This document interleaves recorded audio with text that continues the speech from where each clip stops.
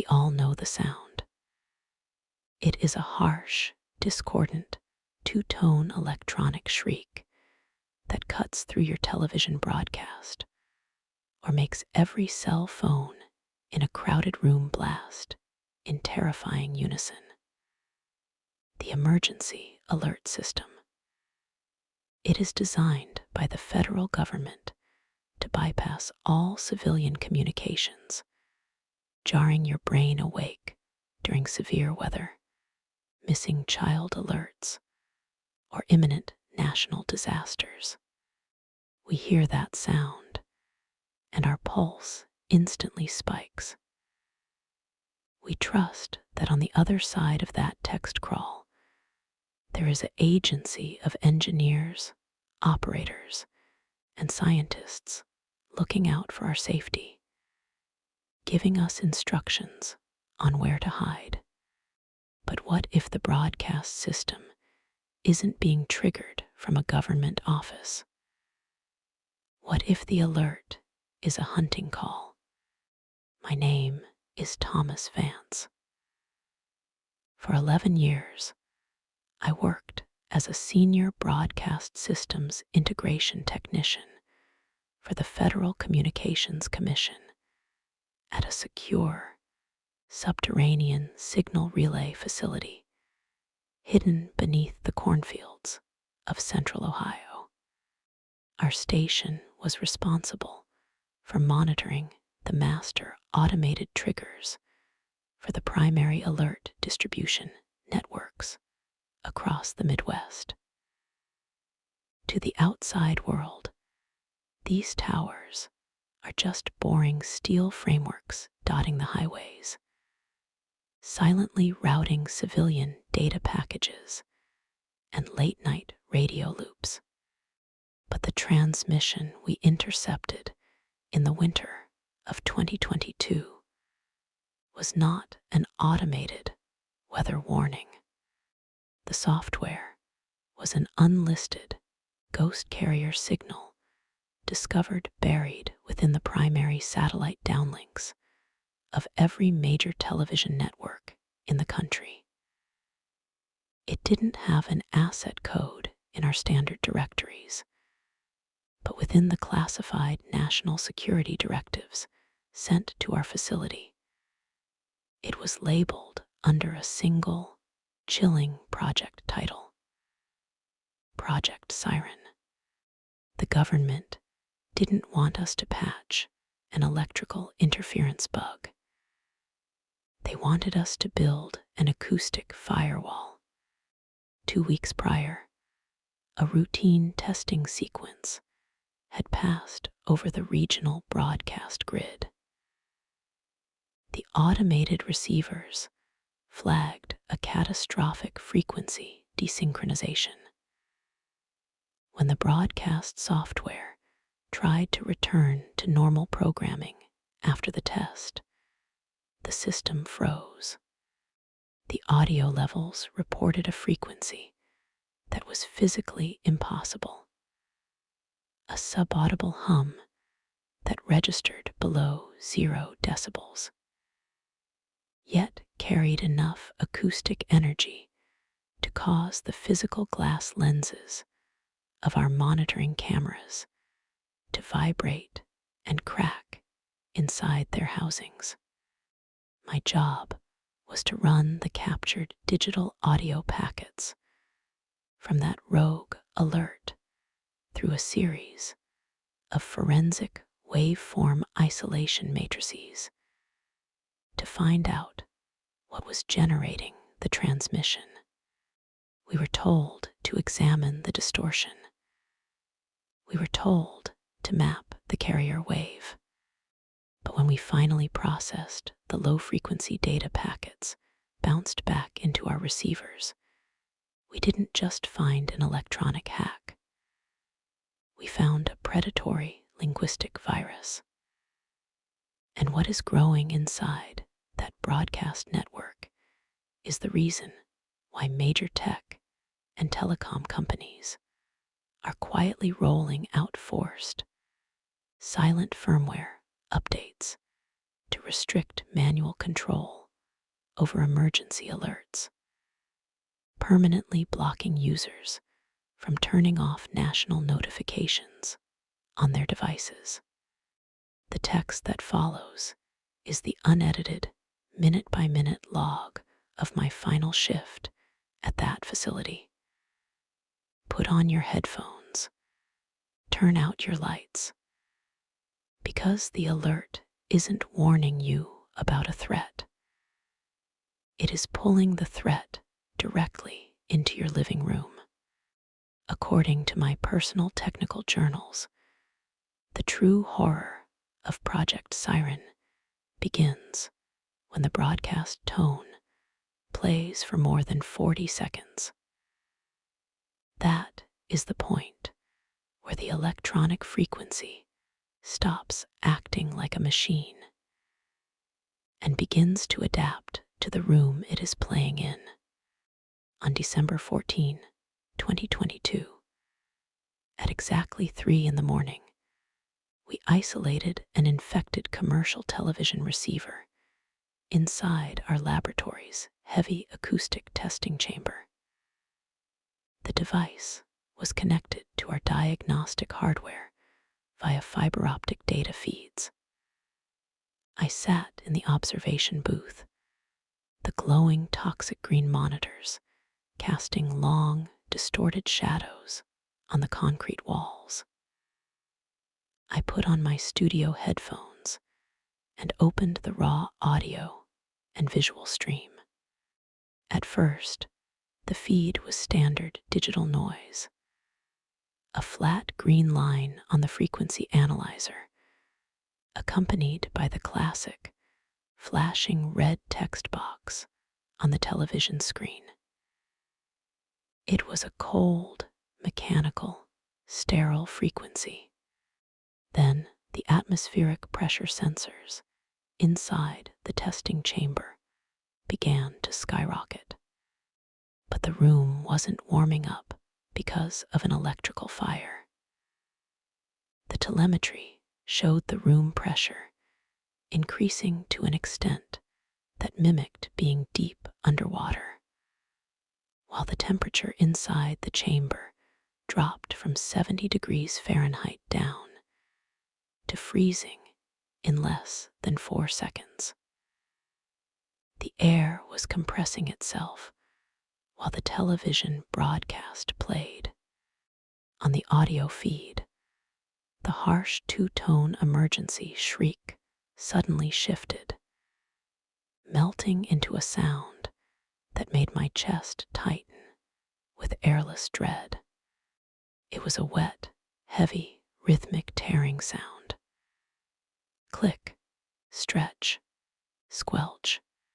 It sounded exactly like someone dragging a heavy iron wire through raw, wet meat.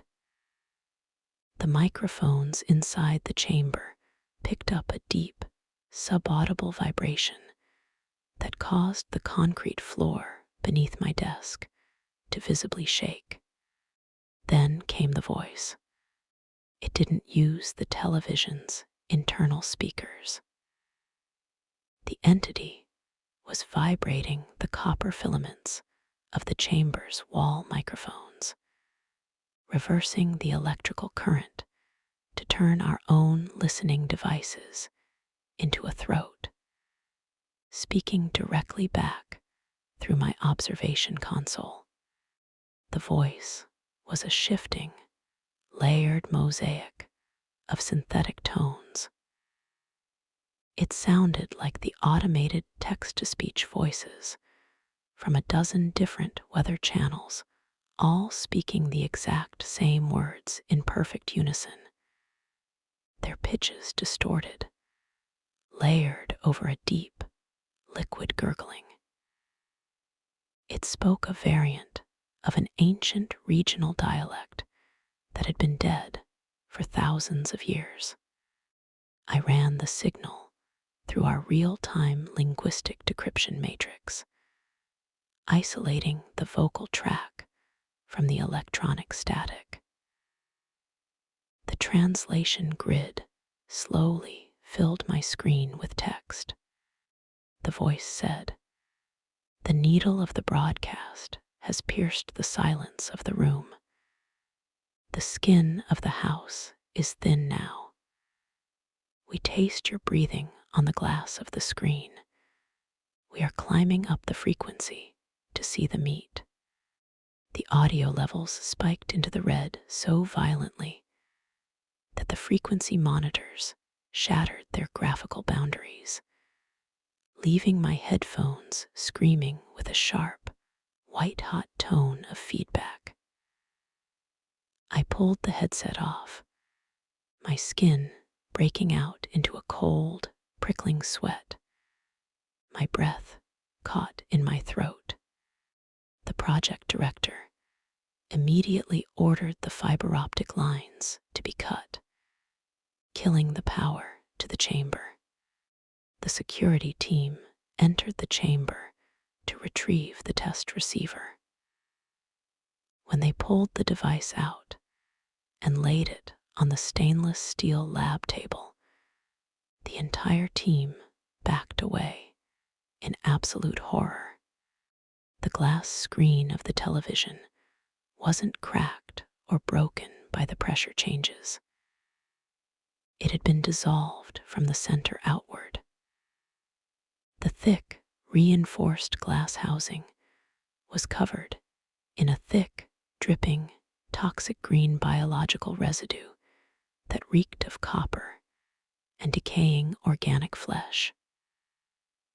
The plastic casing was pitted and warped, as if it had been exposed to a powerful biological digestive acid, and sticking out from the melted center of the display was a fragment of something physical.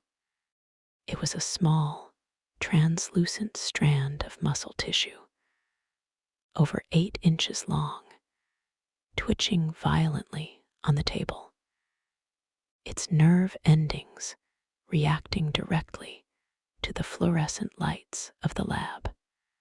The director didn't hesitate.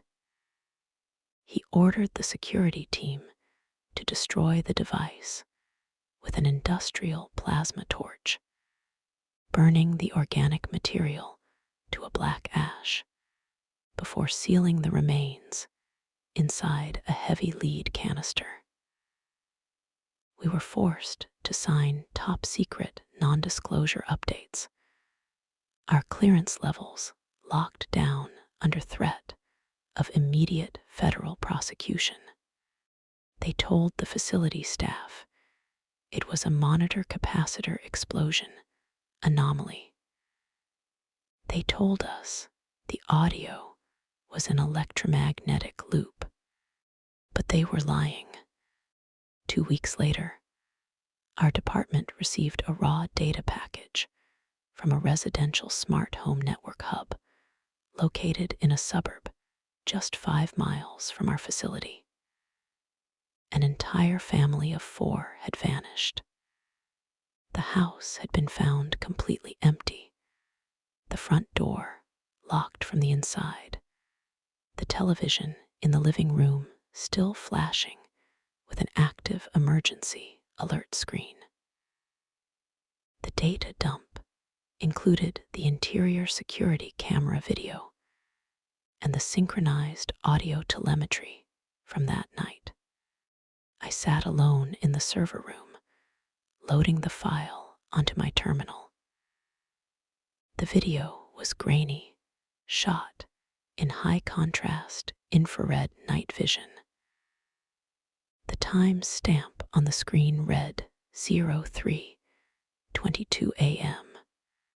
The video showed the family sleeping on the living room couches.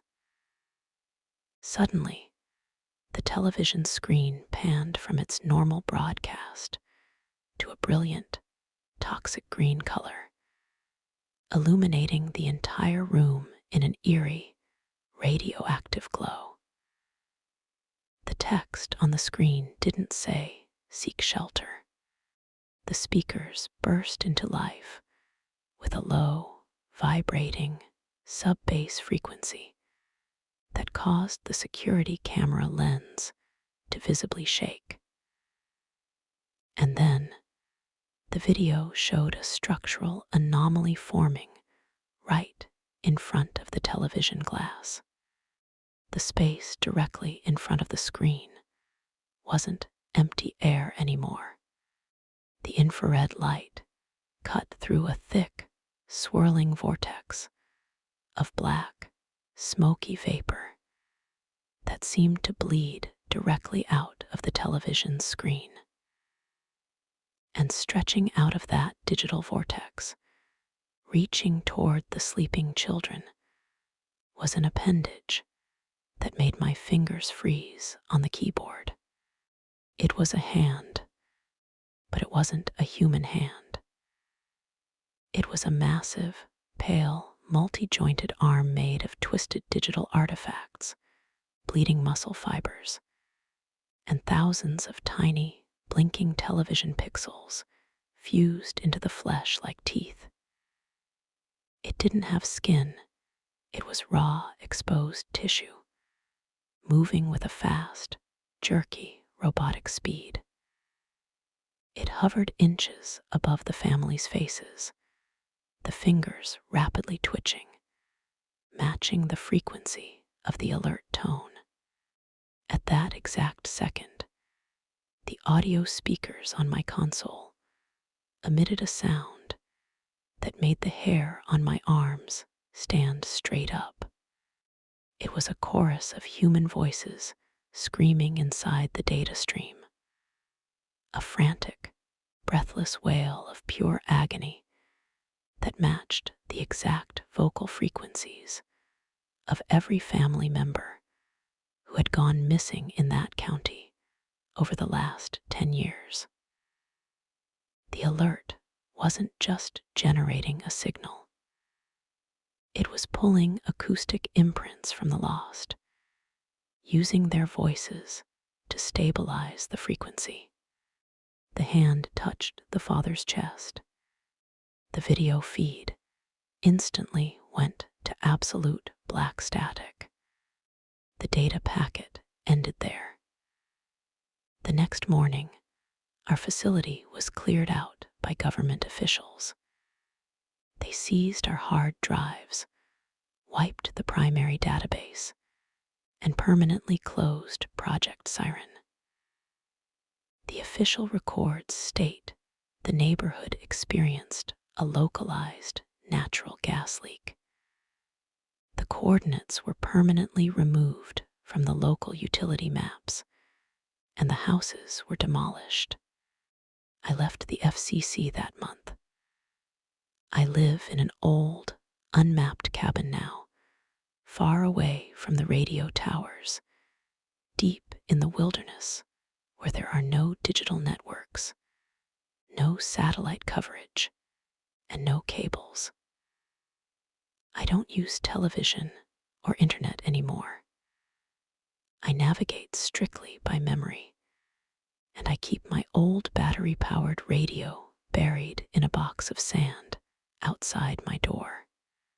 Because last night, a massive storm rolled across my mountain. The lightning struck a tree line nearby, plunging the valley into total, pitch-black silence. And as I sat there in the dark, the old mechanical alarm clock sitting on my desk began to buzz. Not its normal bell ring, but a frantic, irregular electronic drone, matching the exact two-tone frequency of the emergency alert system.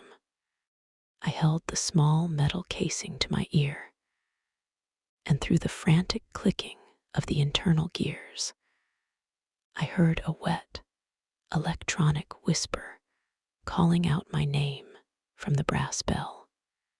"Thomas," the whisper said, a cold, synthetic rasp that made my blood instantly turn to ice. "The broadcast is playing over your roof. The frequency is updated. We are standing inside your room tonight, Humanity has spent the last century building a massive, interconnected network of towers, satellites, and frequencies across the globe, believing that we are the masters of the data we control. But we didn't realize that the emergency network isn't a tool of safety. It is an entry point, a vast electronic womb allowing something unimaginable to locate, track, and harvest our meat while we listen to the instructions on our screens. The global servers are broadcasting a test tone tonight, but you cannot mute your own fear. You cannot unplug your own ears. Next time your television screen flashes to a red alert box in the middle of the night, don't look too closely at the green light reflecting off the glass. Because down there in the signal, where the silence is absolute, the system has stopped warning you, and it is preparing to drag your body into the broadcast.